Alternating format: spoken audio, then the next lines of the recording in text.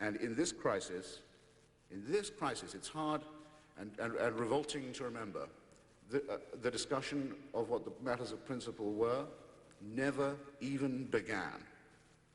And Mr. Clinton was able, in his facile manner, to fall back from what he'd said on the campaign and to start babbling about entanglement and quagmires, and even to redefine the conflict as a civil war, when, as anyone can see, it is an invasion that was designed, wickedly designed, to create a civil war, and even to mention the lessons of Vietnam through the mouth of Les Aspin, in order to avoid meeting the open, democratically arrived at, limited, cautious but urgent appeal that had been made to the American conscience by the Bosnian people.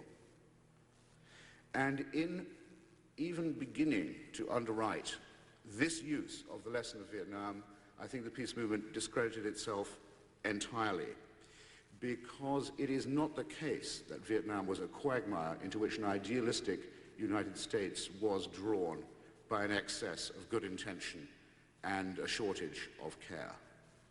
That is a disgusting rewriting of a history of guilt and crime. It is a lenient rewriting of the history of an aggression for which the United States has yet to make restitution. And to say in the self-pitying manner that the Clintonoids demanded of us that we mustn't, by our own zeal, repeat the mistake of Vietnam is to defame our own history and to disfigure what remains of our principles. And what happened when one white-collar pinky was raised by NATO? Did the skies fall? By no means. Within 2 days of the credible threat of the use of force, not only had the siege of Sarajevo been lifted, but the Croatian fascist regime had abandoned its attempt to create a separate Croatian-speaking state on Bosnian soil,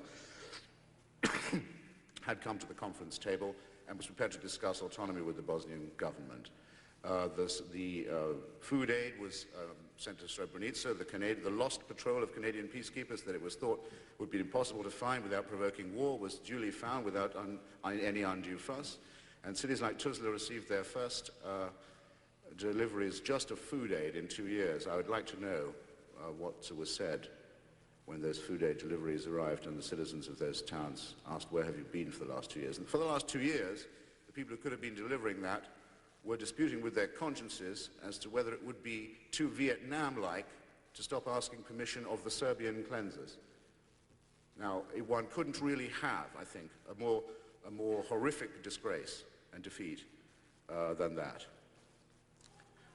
I don't think that Haiti is very much more complicated, frankly. I mean, it's often the job of people who call themselves intellectuals to stress complexity and how right it is to consider complexity and history and multi-imbricated layers of that sort, but it's also often the responsibility of intellectuals to say that some things are morally simple as well as politically simple, and the simple fact about Haiti is it's a semi-colony of the United States, and its army and police is already American, and we are already intervening in Haiti, and have been for a long time, on the side of the oligarchy and of the butchers. So to hesitate on the brink of wondering whether any other intervention is feasible seems to me to be flippant. Only the pathology again of quagmire dread, I think, prevented the peace movement from realizing that this intervention was going on. And going on in a most, I think, sinister manner. Why should it be that the Defense Department should take it upon itself to recirculate an old and discredited report from the Central Intelligence Agency impugning the mental and physical health of President Aristide? Why should it be Pentagon spokesmen who warned of the consequences of a limited engagement? Why did they say, when they sent the USS New Jersey to Port-au-Prince, that if one shot was fired, and this in advance, if one shot was fired on the quayside of the USS New Jersey, I'm sorry, Harlan County, easy mistake to make, in a way, the USS Harlan County would turn around and sail away, as it did when that shot was duly fired. Can it be that, as with El Salvador, the brass at the CIA and the Pentagon is sticking by its old friends, the friends it made at Fort Dix and Fort Bragg and the School of the Americas, the people who are the Haitian army and the Haitian police? Are they intervening on their side? And if they are, it raises rather an important question. They're doing it by borrowing the language of pacifism and non-interventionism. And they're doing it against the expressed at any rate, intention and elected promise of a democratic regime. It raises the question, therefore, is the junta only a problem in Haiti? Or is there a government within a government that has influence over foreign policy and its conduct in Washington?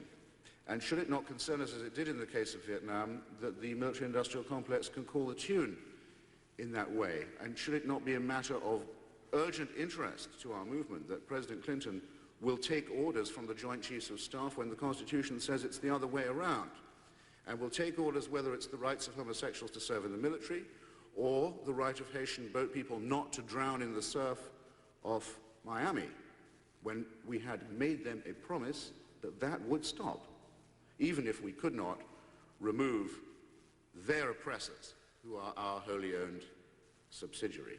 Well, comrades, I ask you, I think the discussion ought to take on a little more urgency and a little more seriousness than this, because those promises, false promises that were made in the campaign and after, the false hopes that were held out to the Haitians and to the Bosnians were, I know it sounds pathetic and naive, they were promises that were actually believed.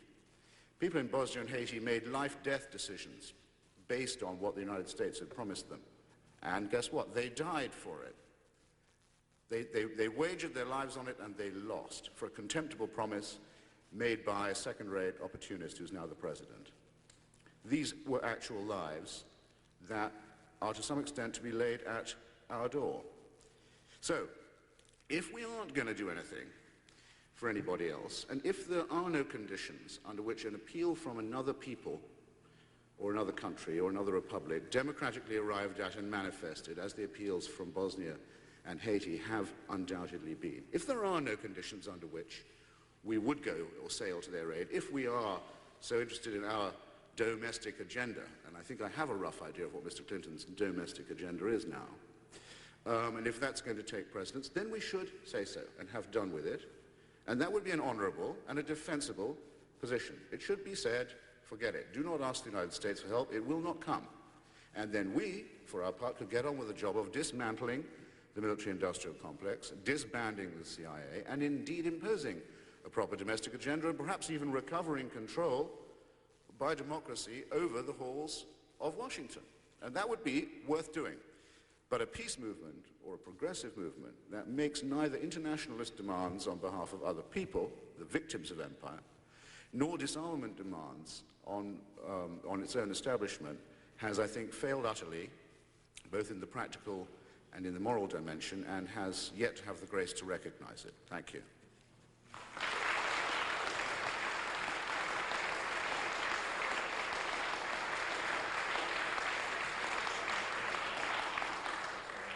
Thank you, Christopher. I think the debate has been joined.